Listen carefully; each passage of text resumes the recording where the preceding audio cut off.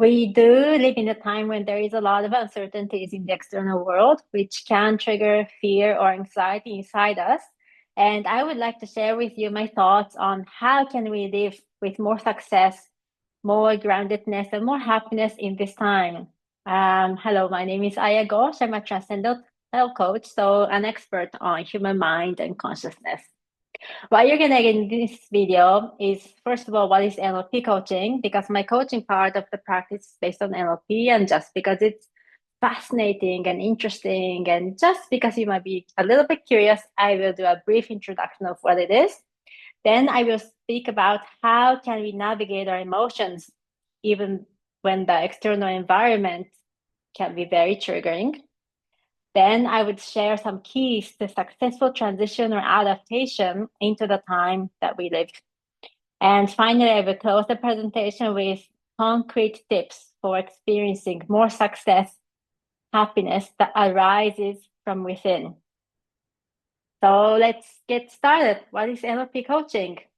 NLP stands for Neuro-Linguistic Programming, and it is a modality that is focused on revealing and revising the invisible beliefs and root patterns that do not align with our conscious goals, intention, and happiness. So basically, it is a way to align our subconscious mind, which is 90% of our mind, with our conscious intention.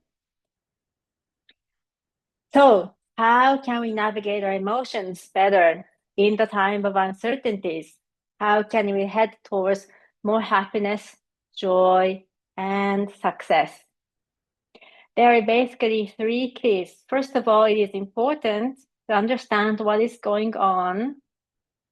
Next, it is also very useful to focus on what we have control over rather than what we have no control over. The last advice is to embrace the child inside. Let's get deeper into this to understand what's going on. When our fear or anxiety is getting triggered, those parts of us that are inside and that is experiencing these negative emotions can be a small child inside us. A lot of the emotional patterns and beliefs and the values that we hold in the subconscious mind is formed before the age of 6 most of the time. And when those deep fear or anxiety is getting triggered, we can feel really, really helpless, because as a child, we were helpless.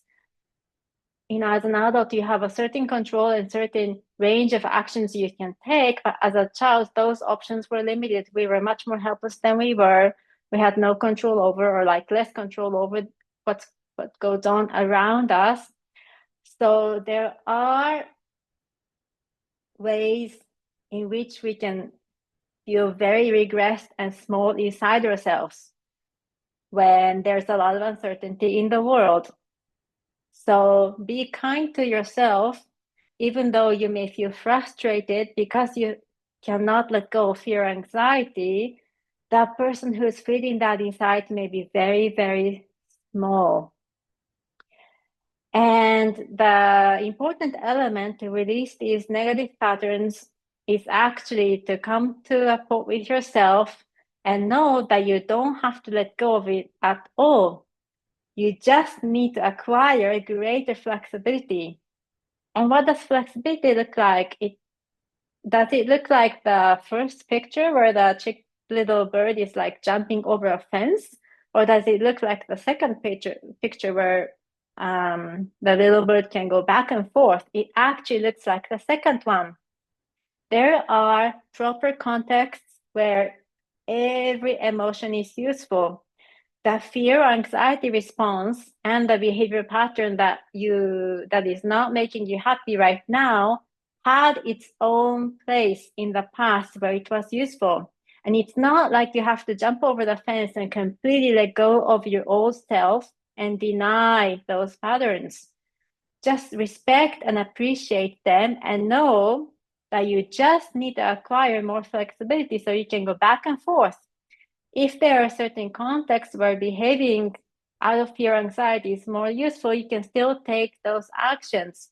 However, when you gain more flexibility and different ways of behaving, it's going to be easier to navigate the uncertainties, and the life is also going to be more fun. What are the keys to successful transition? So flexibility is actually some of the key elements in how you experience yourself as well as how you experience the external world. My NLP trainer said the person with the greatest flexibility in a system is the person in control. When you think about communicating with the other person, when you have more flexibility, you might get a different response from a very stubborn person. Two stubborn persons speaking with each other goes nowhere. And it's the same with life itself. When you are more flexible, you can get different responses and experiences out of life. So flexibility is something that's really important. And what are some elements that actually make you flexible? One of the key things is to discover your underlying values and be clear about the ultimate objective that you're trying to achieve. So when you think about going to the top of the mountain, you can either go there by foot or by car or maybe by helicopter. And when you're sort of like walking on the mountain going by foot, and when you're just focused on walking that path, it is very easy to forget that you were heading to the mountain and just be stuck on that path. But when you step back, or when you get clear, like, oh, I actually wanted to just get there. It doesn't matter how I get to the top of the mountain. Then more flexibility and the right variety of like routes or options may become available to you. And one of the key questions that help you discover your ultimate objective or goal is what we're having that do for you. So for example, if you are feeling a lot of fear, anxiety in the uncertain environment, and what you would like is you would like to experience less fear or anxiety, just ask yourself, what will experiencing less fear or anxiety do for me? The answer may be, I will feel more joy. What will having that do for you? It may be, I will be able to communicate or have better time with my family. What will having that do for you? Maybe the answer will be, I will feel more comfortable inside yourself. What will having that do for you? I will be me. Maybe that might be the answer. And then just ask yourself, are you not already yourself? Like find alternative routes to what you really, really want. Just open your mind. And the other thing that I would really like to let you know is that we have all the resources we need. We already have all of them. A baby is born with all the potentials and all the access to all the good things in life and all the talents and qualities and whatever they have inside themselves. And as we grow up, we are the ones who limit our own internal access to the wonderful resources that we have for a variety of reasons. Most of the time, these limitations within are triggered by emotional wounds or traumas. In order to make these resources available again, we are the ones who need to get out of our own way. So it is actually entirely up to you whether you can better navigate whatever you're going through right now or not, which is a very good news because it is up to you and you have the choice and power to make the change. So to wrap up the presentation, the resource for success and happiness is basically focus on the actions that you can control.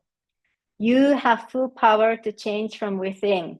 You have zero power to stop the war or whatever. You also have no power to change the other people. So focus on what you can do. Discover your own values and your what is equivalent for the mountaintop for you, so that you can feel more motivated and clear about what you would like to achieve by changing from within, if that's what you would like.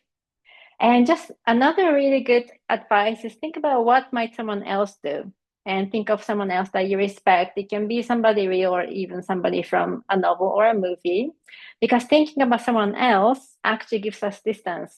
So if you are feeling frustrated or if you're having difficulty in whatever circumstances, and if you cannot think of an idea what else you can do or how else you can do things, just step back, think about somebody else.